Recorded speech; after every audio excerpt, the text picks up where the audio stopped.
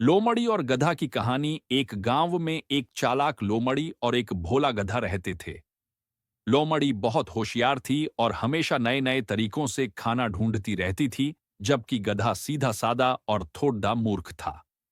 एक दिन दोनों ने मिलकर भोजन की तलाश में निकलने का निश्चय किया। लोमड़ी ने कहा, गधा भाई, मैं जानती हूं कि पास के बगीचे में बहुत सारे रसीले फल हैं, पर हमें बहुत सावधानी से जाना होगा क्योंकि बगीचे का मालिक बहुत गुस्सैल है और हमेशा पहरा देता है। गधा, जो बहुत भोला था, लोमड़ी की बात मान गया। वे दोनों बगीचे की ओर चल पड़े। बगीचे के पास पहुंचकर लोमड़ी ने गधे से कहा, तुम यहीं ठहरो, मैं पहले अंदर जाकर देखती हूं। अगर सब ठीक हुआ तो तुम्हें बुला लूंगी। लोमड़ी चुपके से बगीचे में घुस गई और फलों को खाना शुरू कर दिया।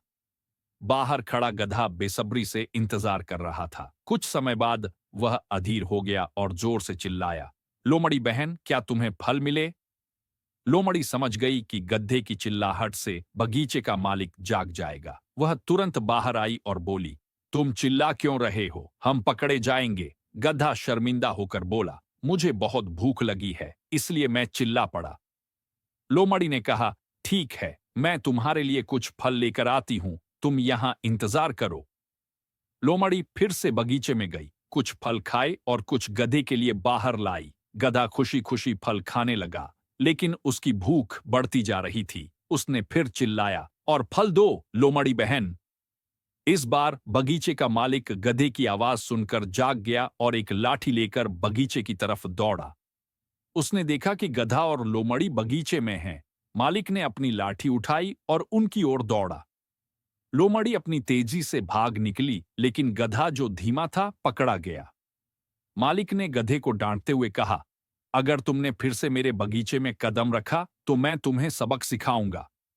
गधा शर्मिंदा होकर वापस चला गया, जबकि लोमड़ी सुरक्षित स्थान पर पहुंच गई। इस घटना के बाद गधे ने सीखा कि हमेशा भोलेपन से काम नहीं चलता, और लोमड़ी ने समझा कि हमेशा चालाकी से भी काम नहीं चलता।